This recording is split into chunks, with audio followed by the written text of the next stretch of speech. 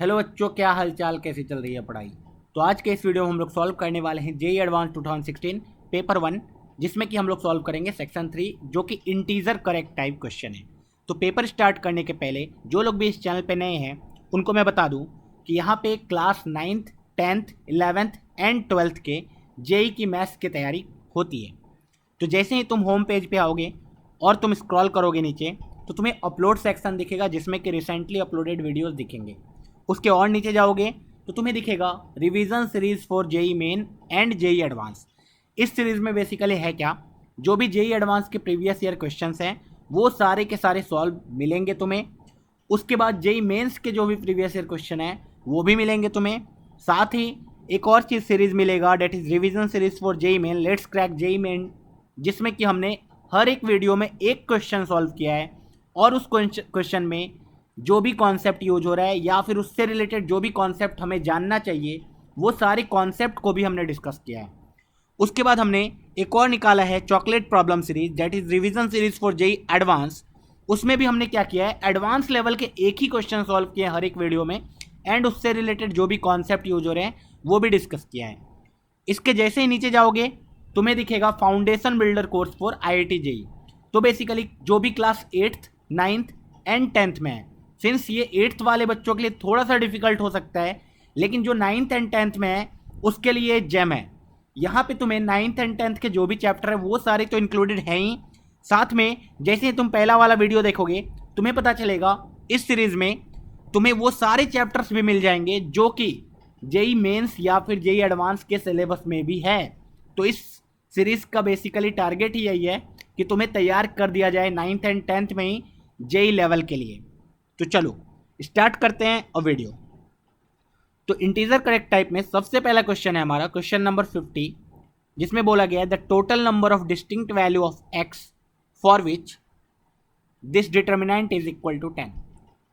तो बेसिकली इन्होंने एक इक्वेशन देना था कि भाई एक इक्वेशन को सॉल्व करो एंड एक्स की वैल्यू बताओ कितने एक्स पॉसिबल है, लेकिन इन्होंने इक्वेशन दिया उस इक्वेशन को डिटर्मिनेंट के फॉर्म में दे दिया। अब देखो यहाँ तुक्का भी नहीं मार सकते हो क्योंकि इंटीजर करेक्ट टाइप क्वेश्चन है, तो इस डिटर्मिनेंट को तुम्हें ओपन करना ही पड़ेगा। एक तो तरीका है डायरेक्टली ओपन कर दो, आंसर आ जाएगा, डायरेक्टली ओपन कर दोगे कोई दिक्कत नहीं होने वाला है। लेकिन एक तरीका है डायरेक्टली ओपन करने से पहले थोड़ा बहुत हम लोग चेंज कर सकते हैं। वो क्या है कि भाई पहले वाले कॉलम में देखो एक्स एक्स एक्स, एक्स को बाहर निकाल दिया। दूसरे वाले कॉलम में x square x square x square है, उसको भी बाहर निकाल दिया। ठीक है, तो इससे फ़ायदा क्या हुआ, पहला वाला कॉलम से एक्स निकला, दूसरे वाले कॉलम से एक्स स्क्वायर निकला, तो वो अल्टीमेटली बन गया एक्स क्यूब। एंड डिटर्मिनेंट के अंदर अभी बचा हुआ है 1 2 एंड 3, इधर बचा है 1 4 एंड 9। सिमिलरली यहाँ पे 1 plus x cube, 1 plus 8 x cube, 1 plus 27 x cube is equal to 10। देखो यहाँ के बाद या तो तुम डायरेक्टली डिटर्मिनेंट ओपन कर सकते हो एंड आंसर आ जाएगा, उसमें कोई लोचा नहीं होने वाला है, लेकिन थोड़ा बहुत चेंज भी कर सकते हैं। कुछ लोग अगर ये देखें कि दो डिटर्मिनेंट को ऐड करके भी निकाला जा सकता है। बेसिकली डिटर्मिनेंट कैलकुलेट करने के मल्टीपल वे हो सकते हैं, तुम्हें जो वे मेथड अच्छा लगे वो तुम करो, अल्टीमेटली आंसर तो आना ही है।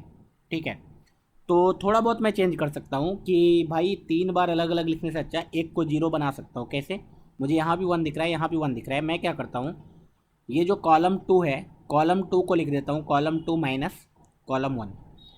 तो भाई ये एक्स क्यूब तो रहने ही दिया, 1 2 एंड 3 भी रहने दिया, 1 में से 1 गया 0, 4 में से 2 गया 2, 9 में से 3 गया 6, इधर 1 प्लस एक्स क्यूब, फिर से 1 plus 8 x cube and 1 plus 27 x cube is equal to 10 given है। ठीक है, अभी ओपन कर लेते हैं डायरेक्टली डिटर्मिनेंट को। ठीक है, ज़्यादा फिर से क्यों करने का, डायरेक्टली ओपन कर लो, ये 0 है।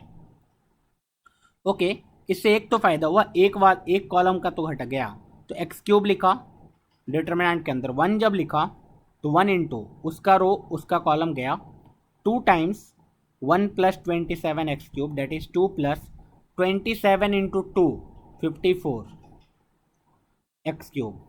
ठीक है, minus 6 into 1 plus 8 x cube, that is -6 minus 48x3। पहला वाला ये आ गया। उसके जीरो वाला तो आएगा ही नहीं, माइनस के साथ आता है जीरो वाला वैसे भी। एंड अब फिर से प्लस 1 + x³ लिखा,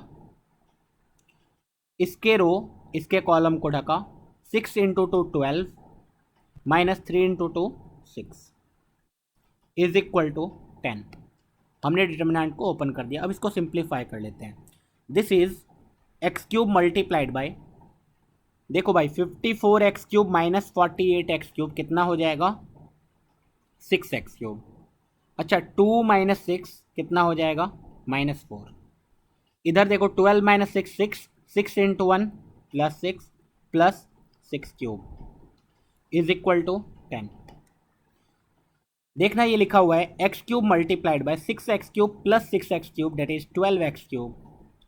4 - 6 is 2 is equal to 10।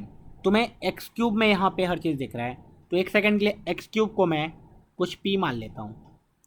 x³ को p मान लो, t मान लो, जो मानना है मानो। ये बस मैंने रेफरेंस के लिए माना है। तो यहाँ पे मुझे ताकि ये क्वाड्रेटिक टाइप दिखे, p × 12p + 2 is equal to 10। ये तो एक क्वाड्रेटिक इक्वेशन है जिसको बहुत ही आसानी सॉल्व किया जा सकता है।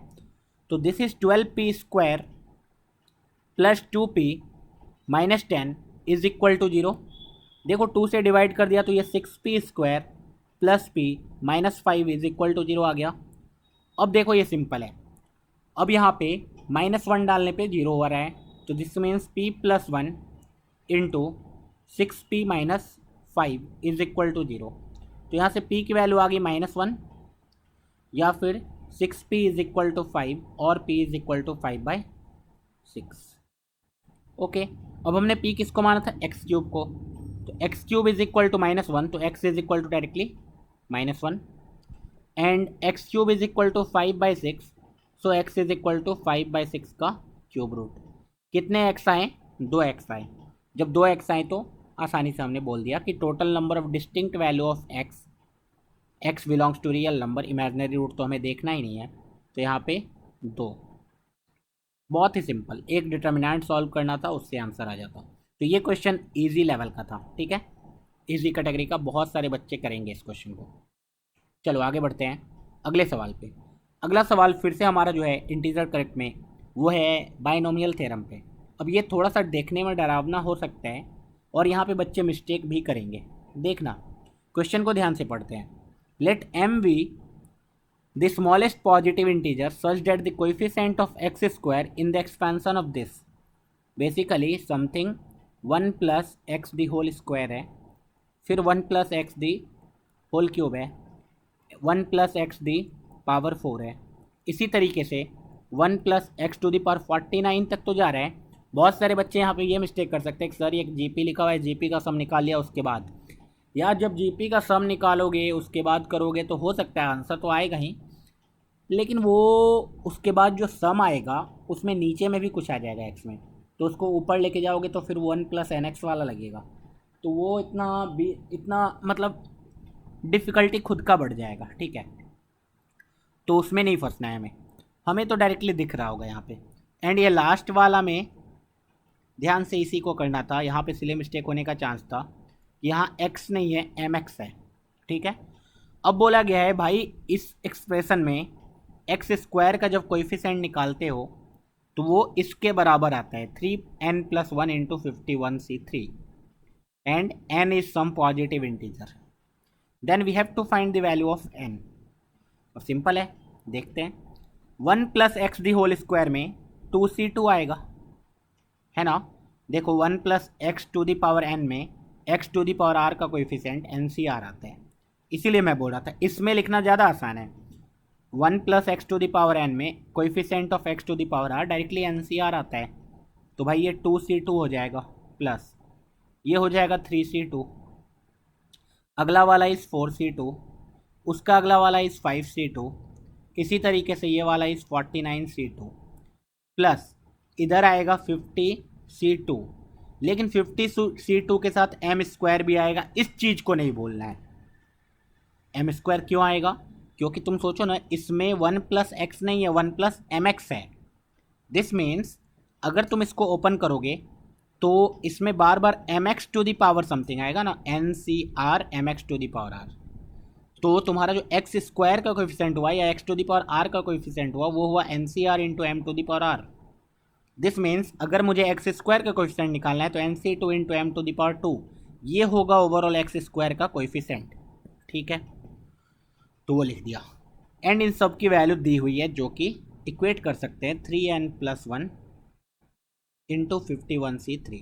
ठीक है, आगे देखते हैं। अब देखो भैया, ये कुछ जाना पहचाना सीरीज़ है। ये जो सीरीज़ लिखा हुआ है ये कुछ जाना पहचाना है। हमें एक सीरीज़ पढ़ाया जाता है के सी के plus k+1 ck plus k+2 ck plus k+3 ck and इसी तरीके से एन सी तक ck तक गए हैं, तो इसका आंसर आना चाहिए n+1 ck+1। ठीक है, बेसिकली बार बार ये जो एन सी आर में ये जो आर है वो कांस्टेंट है, बस n एक एक बढ़ता जा रहा है। तो n जहाँ तक गया तो यहाँ 2c2 3c2 4c2 5c2 49c2, तो इसका आंसर तो डायरेक्टली कितना आ जाना चाहिए, 49 में एक ऐड कर दो 50, 2 में एक ऐड कर दो 3, तो 50c3 plus 50c2 times m square is equal to 3 times n into 51c3 plus 51c3। Okay, अब देखना 50c3 51c3 उधर है, तो एक काम करते हैं, अगर मैं यहाँ 50c2 दोनों साइड ऐड कर दूँ तो ये 51c3 हो जाएगा, है ना। तो अगर मैं 50c2 एज ऐड कर दूँ, इधर भी 50c2 ऐड कर दूँ, इससे फ़ायदा क्या होगा, इससे फ़ायदा ये होगा कि भैया ये वाला चीज़ बन जाएगा 51c3। N c r plus n c r, देखो ये वाला फॉर्मूला है, n c r plus n c r plus 1 is n+1 CR। ठीक है, ओके, r+1। हाँ, तो 51c3 बन गया, ये आ गया 50c2 times m square is equal to 3n into 51c3 plus 51c3 plus 50c2। यहाँ से फ़ायदा क्या हुआ, ये 51c3 गया एंड 50c2 है, ये भी 50c2 है, एक साइड ले आते हैं तो 50c2 ब्रैकेट के अंदर आ जाएगा m square minus 1 is equal to 3n into 51c3। अब ओपन कर लेते हैं, यहाँ पे m और n में एक रिलेशन आ जाएगा। 50c2 is 50 factorial divide by 2 factorial into 48 factorial, bracket के अंदर m स्क्वायर माइनस 1, 3n तो इधर है ही, 51 factorial divide by 3 factorial into 51 minus 3 कितना हो जाएगा, 48 फैक्टोरियल। अब यहाँ से मुझे डायरेक्टली दिख रहा होगा 48 फैक्टोरियल से 48 फैक्टोरियल गया, इस 3 से ये 2 फैक्टोरियल बना, 2 फैक्टोरियल से 2 फैक्टोरियल भी गया, 50 फैक्टोरियल से 51 फैक्टोरियल कटा, यहाँ बचा सिर्फ 51। तो यहाँ से I can see m square minus 1 is equal to 51 times n। तो basically 51n plus 1 is equal to m square. अब देखो m और n, सिंस n एक इंटीजर है, तो m भी एक इंटीजर है। अब मुझे क्या करना पड़ेगा, हिट एंड ट्रायल करना पड़ेगा। 51n plus 1 is equal to m square, तो यहाँ से जब हिट एंड ट्रायल करेंगे n इज इक्वल टू 1 लेंगे, क्योंकि सिंस हमें n की वैल्यू निकालनी है, तो ये आ जाएगा 52 किसी चीज़ का स्क्वायर नहीं होता है, कोई भी इंटीजर का। ओके, जब n इज इक्वल टू 2 लिया तो ये कितना आ गया 51 इंटू 2, 102 प्लस 1 103, वो भी किसी का स्क्वायर नहीं होता है। Similarly n is equal to 3 लिया, जब n इज इक्वल टू 3 लिया तो ये आ गया 3 प्लस 1 154, ये भी किसी का स्क्वायर नहीं होता है, गया।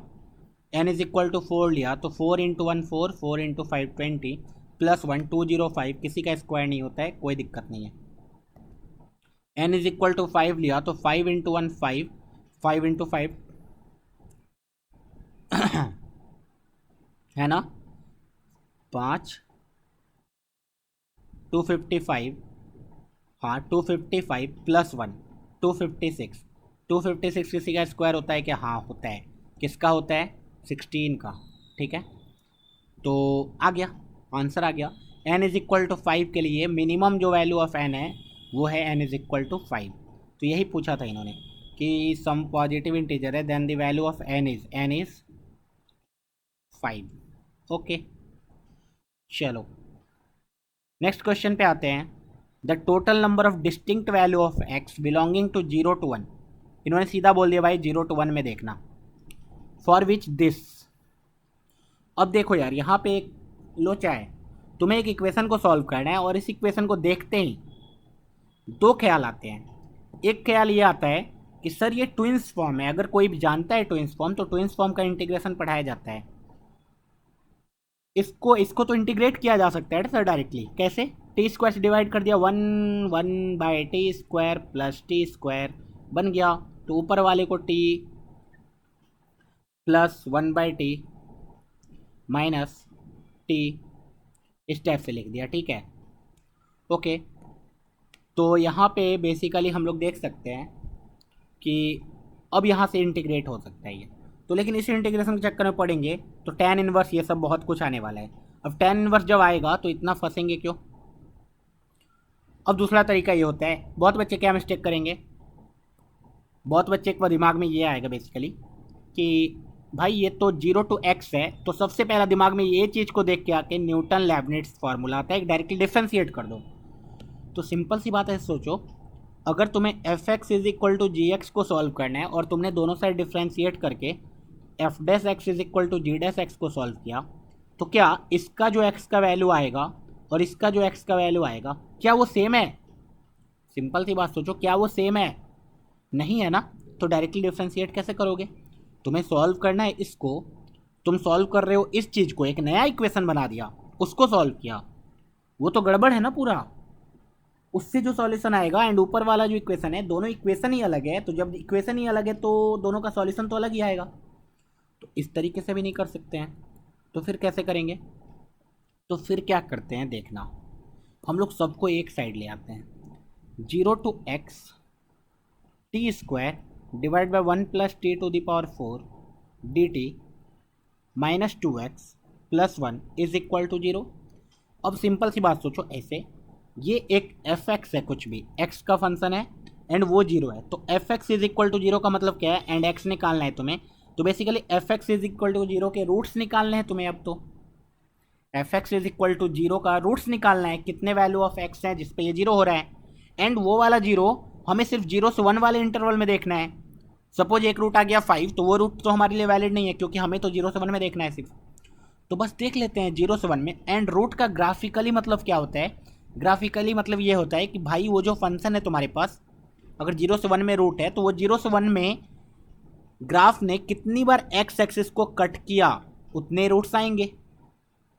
तो बस हमें नेचर देखना है भाई इस फंक्शन का, कि ये फंक्शन जो है अपना, ये फंक्शन 0 से 1 में किस तरीके से बिहेव कर रहा है। तो f(x) = देख लेते हैं, 0 to x t² divide by 1 + t⁴ dt minus 2x + 1। इस फंक्शन का नेचर देखना है मुझे, तो ग्राफ देखना है, तो ऑब्वियस सी बात है f(x) निकालते हैं। f(x) निकाला तो ये आ गया, हाँ, x² divide by 1 + x², Newton लेबनिट्ज लगेगा, इंटू x का डिफ्रेंसिएशन माइनस 2, इतना आ गया है ना। ओके, तो f(x) ये आ गया, this is equal to 1 + x⁴ bracket के अंदर गया x² माइनस 2 इंटू x⁴। ठीक है, तो 1 + x⁴ तो हमेशा पॉजिटिव है, this is minus common, 2 times x⁴ minus x² + 2। ठीक है, डिवाइडेड बाय 1 + x⁴। एक सेकेंड इसको देखते हैं अभी। तो हमने ये देखा कि x² को कुछ देर के लिए t लोगे तो ये कुछ ऐसा है, 2t² माइनस t + 2। तो इसका d जब निकालोगे तो b² 1 माइनस 4ac, d तो नेगेटिव आ जाएगा, d नेगेटिव आ जाएगा इसका, है ना, -15। d नेगेटिव आ गया मतलब ये हमेशा अपवर्ड ओपनिंग है, मतलब ऑलवेज पॉजिटिव है। अब देखो ये ऑलवेज पॉजिटिव है, पॉजिटिव, ये भी ऑलवेज पॉजिटिव है, कोई भी एक्स ले लो 0 से 1 में, तो दो पॉजिटिव बाई पॉजिटिव तो ऑलवेज पॉजिटिव होगा ही, उसके आगे एक माइनस साइन है तो ऑलवेज नेगेटिव है, मतलब दिस इज लेस देन 0। अब अगर ये लेस देन जीरो है, इसका मतलब F dash x less than zero है हमारे 0 से 1 वाले इंटरवल के लिए, यहाँ तो दिख रहा है हमेशा के लिए। दिस मीन्स एफ एक्स क्या है, डिक्रीजिंग फंक्शन है। जब एफ एक्स डिक्रीजिंग फंक्शन है तो हमें इतना तो पता चल गया, एफ एक्स डिक्रीजिंग फंक्शन है। अब देखो भाई ये घटेगा, हमें सिर्फ 0 से 1 में इंटरेस्टेड हूँ मैं, तो एक बार 0 पे डालूँ, एफ ऑफ 0 कितना आ रहा है, एफ ऑफ 0 कितना आ रहा है देखते हैं। 0 से 0 इंटीग्रेशन 0 हो गया, -2 इंटू 0 0 हो गया, +1, एफ ऑफ 0 1 आ रहा है, एफ ऑफ 0 1 आ रहा है, ठीक है। अच्छा एफ ऑफ 1 कितना आ रहा है ये भी देख लेते हैं। यहाँ से ये घटेगा लेकिन अब यहाँ जाएगा, इधर ही रह जाएगा, क्या होगा वो देखना है हमें। तो F of 0 is 1, F of 1 कितना आ रहा है वो देख लेते हैं। एफ ऑफ 1 इज 0 से 1 इंटीग्रेशन -2 +1, तो 0 से 1 इंटीग्रेशन जो भी है t² / 1 + t⁴ dt -2 + 1 इज़ -1, ठीक है। अब इसको देखो, ये जो भी है 0 से 1 में है तो ये तो एक फ्रैक्शन है ना, ये तो एक फ्रैक्शन है, ये 1 से छोटा नंबर है, ये भी 1 से छोटा नंबर है। ऊपर एक 1 से छोटा नंबर, सपोज एक बार 1/5 सोचो, नीचे 1 + 1/5 है ना, उस टाइप का है। तो ऑब्वियस सी बात है ये एक फ्रैक्शन है विच इज़ लेस देन 1। अच्छा ये एक अगर लेस देन 1 नंबर है फ्रैक्शन, तो उसमें -1 कर रहे हैं तो ये तो एक नेगेटिव नंबर आएगा। हाँ तो ये जब नेगेटिव नंबर आएगा तो 1 पे कुछ तो नेगेटिव आने वाला है, एंड ये फंक्शन डिक्रीजिंग है, तो ऑब्वियस सी बात है 0 से 1 के बीच में एक बार तो कट करेगा ग्राफ को। एक बार जब कट करेगा तो आंसर इज़ 1। लेकिन इस क्वेश्चन में देखा गया कि बच्चे अगर डायरेक्टली डिफ्रेंशिएट कर देते और उसको भी सॉल्व कर देते तो उनका भी आंसर आ जाता, ठीक है। आ जाता क्या, मेरे हिसाब से नहीं आएगा। x² / 1 + x⁴ is equal to 2 आता, सो x² इज 2 + 2 × x⁴। इसको सॉल्व करेंगे तो आंसर थोड़ी आएगा, नहीं आएगा इस बार। तो देखो डायरेक्टली डिफ्रेंशिएट करते तो आंसर नहीं आता, ठीक है। तो यहाँ पे हमें इस तरीके से सॉल्व करना था। ये वन ऑफ द मेथड है, मैंने शुरुआत में बहुत सारे मेथड बताएं, ये वन ऑफ द मेथड है, इस तरीके से भी सॉल्व कर सकते थे। ओके अभी लिमिट का क्वेश्चन देखो यार, जब भी एग्जाम में लिमिट का क्वेश्चन आए ना तुम्हें ये अज्यूम कर लेना है कि वो इजी होगा। मतलब अगर 100 क्वेश्चन आते हैं तो 90% चांस है कि वो इजी क्वेश्चन आने वाला है लिमिट का। बस यहाँ पे देखने में डरावना बना दिया है इन्होंने कि तुम्हारा जो है ये x² sin βx α x -sin x ये सब, ठीक है।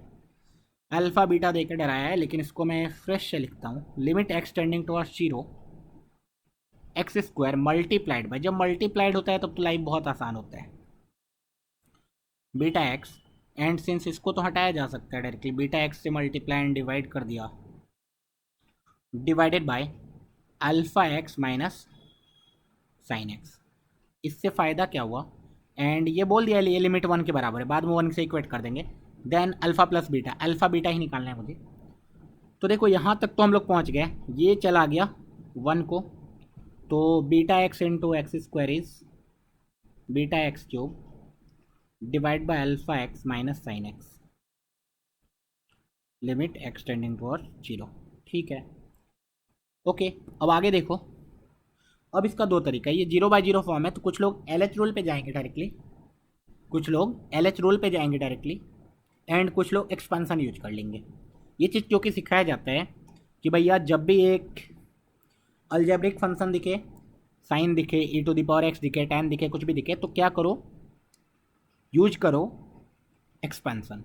अब साइन एक्स का एक्सपेंशन तुम्हें याद होना चाहिए, तो यहाँ से लिमिट एक्स, हाँ कुछ लोग LH रूल भी लगा सकते हैं, वो बहुत सही है, ठीक है। तुम क्या करोगे, ऊपर को डिफ्रेंशिएट करोगे, 3 बीटा x² आएगा, नीचे अल्फ़ा एक्स साइन एक्स का डिफ्रेंशिएशन, अल्फ़ा आएगा नीचे, बेसिकली 3 बीटा x², नीचे अल्फ़ा आएगा, फिर साइन एक्स का डिफ्रेंस करोगे, फिर 0 डालोगे, फिर से 0/0 आएगा चाहे कुछ भी, तो 0/0 बनाने के लिए अल्फ़ा की वैल्यू उतनी होनी चाहिए, तो वैसे आ जाएगा, ठीक है। लेकिन अगर हम लोग डायरेक्टली ये लगाएं तो देखो डायरेक्टली आ गया alpha x minus sine x का x minus x³ / 3 since x³ ही हाईएस्ट पावर है तो हम लोग यहीं तक जाते हैं, ठीक है। आगे जाने की जरूरत ही नहीं है ना, क्योंकि वो तो 0 ही हो जाएगा। Okay so limit x tending towards 0 beta x³ divided by alpha x minus x, ठीक है। तो x कॉमन ले लिया तो ब्रैकेट के अंदर alpha -1 minus minus x³ / 3 which is 6। अब सोचो इसका लिमिट आना चाहिए, एंड वो लिमिट 1 के बराबर है, ठीक है। पहली बात इसका लिमिट आना चाहिए, दिस मीन्स ये वाला केस होना ही नहीं चाहिए, ये एग्जिस्ट नहीं करेगा तो x कट जाएगा, लिमिट आ जाएगा। ये एग्जिस्ट नहीं तब करेगा जब अल्फा -1 0 होगा, इसका मतलब अल्फा की वैल्यू 1 आ गई। अच्छा अल्फा की वैल्यू 1 आ गई तो ये लिमिट कैसा दिखने लगा, limit extending to 0 beta x³ divide by x³/6। तो बेसिकली लिमिट आ गया 6 बीटा एंड वो 1 के बराबर है, इसका मतलब बीटा कितना है 1/6। ठीक है, तो अल्फा आ गया, बीटा आ गया, तो अल्फा प्लस बीटा आ गया। Alpha plus beta is 1 + 1/6 which is 7/6। तो मुझे पूछा गया है 6 इंटू अल्फा प्लस बीटा कितना होगा, तो 6 इंटू 7/6 कितना होगा, 7 होगा। ठीक है, तो जिसको भी एक्सपांसन याद है वो तो डायरेक्टली कर सकते हैं, इसका आंसर 7 आएगा। ये इजी होता है, इजी इजी इजी। चलो लास्ट क्वेश्चन, लास्ट क्वेश्चन इस पेपर का, और ये है कॉम्प्लेक्स नंबर से, कॉम्प्लेक्स नंबर। अब देखो यार, कॉम्प्लेक्स नंबर का जब क्वेश्चन आ जाता है ना, बच्चे देख के डर जाते हैं, भले वो क्वेश्चन इजी हो टफ हो क्या हो, मैक्सिमम बच्चों के साथ ऐसा होता है। ठीक है, कॉम्प्लेक्स नंबर का क्वेश्चन आया, बच्चे डर के निकल लिए, वो छोड़ देते, वो अटेम्प्ट भी करना नहीं चाहते। लेकिन एक बार पढ़ते हैं क्वेश्चन को, पढ़ते हैं क्वेश्चन को, फिर सॉल्व करने की कोशिश करते हैं। ठीक है, देखो जैसे ही z इज इक्वल टू, ये क्लास में बार बार बताया जाता है, z is equal to -1 plus और माइनस √3 i/2 रहता है ना, ये ओमेगा एंड ओमेगा स्क्वायर होता है, क्यूब रूट ऑफ यूनिट, याद करो क्यूब रूट ऑफ यूनिट यही होता है, -1 प्लस और माइनस √3 i/2। तो इन्होंने सिर्फ प्लस दिया है, मतलब इन्होंने एक क्यूब रूट ऑफ यूनिट दिया है, तो किसी को भी ओमेगा, किसी को भी ओमेगा स्क्वायर मानते हैं, तो इसको कुछ जरिए ओमेगा मान लेते हैं, ओमेगा स्क्वायर भी मान सकते थे। तो z is equal to omega दे दिया है उन्होंने। Okay, r comma s belongs to 1,3 2,3, मतलब r s की वैल्यू मैक्सिमम 1 2 3 ही हो सकती है। ठीक है, अब इन्होंने एक p डिटर्मिनेंट दिया है, तो उस डिटर्मिनेंट की वैल्यू मैं लिखता हूँ z को रख के -z, मतलब minus omega to the power r, z to the power 2s मतलब omega to the power 2s, z to the power 2s मतलब फिर से omega to the power 2s, z to the power r मतलब omega to the power r, ये p है। And i with identity matrix of order 2, i क्या है 1 1 0 0। ठीक है, then the total number of ordered pair r comma s for which p square is equal to -i, p square is equal to -i। Simple है, देखना p square calculate कर देते हैं, p square is minus omega to the power r, omega to the power 2s, omega to the power 2s, omega to the power r, इसको multiply करेंगे खुद से, minus omega to the power r, omega to the power 2s, omega to the power 2s, omega to the power r, multiply करो भाई, तो ये आ गया, first row first column multiply किया तो minus omega to the power r into minus omega to the power r plus r minus omega to the power 2r, and since 2r है तो इसको ऐसा भी लिख सकते हैं omega to the power 2r, क्योंकि माइनस खत्म हो गया। Okay, first row second column, अच्छा ये अभी पूरा कहाँ हुआ है, अभी तो इसको इससे मल्टीप्लाई किया, बस इसको इससे भी तो मल्टीप्लाई करना पड़ेगा, plus omega to the power 4s, पहला वाला आ गया। फर्स्ट रो सेकंड कॉलम, तो इसको मल्टीप्लाई किया इससे, तो this is minus omega to the power r multiplied by omega to the power 2s, and omega to the power 2s into omega to the power r is plus omega to the power 2s into omega to the power r। ठीक है, उसके बाद यहाँ second row first column, second row first column, omega to the power 2s into omega to the power minus omega to the power r plus omega to the power r into omega to the power 2s, and then first row second column, omega to the power 2s is omega to the power 4s plus omega to the power 2r। ठीक है, तो हमें दिख रहा है, directly दिख भी रहा है कि ये और ये सेम है, ये और ये सेम है, and p square is equal to -i होना चाहिए, मतलब -1 0 0 -1 होना चाहिए। ठीक है, दिस मीन्स सिंपल हो गया कि omega to the power 2r plus omega to the power 4s की वैल्यू -1 होनी चाहिए, and at the same time and minus omega to the power r into omega to the power 2s plus omega to the power 2s, या फिर directly omega to the power 2s मैं common निकाल लूँगा, मैं बोलूँगा minus omega to the power r plus omega to the power are is equal to 0 होना चाहिए मेरा। अब आर की वैल्यू फिक्स करते हैं।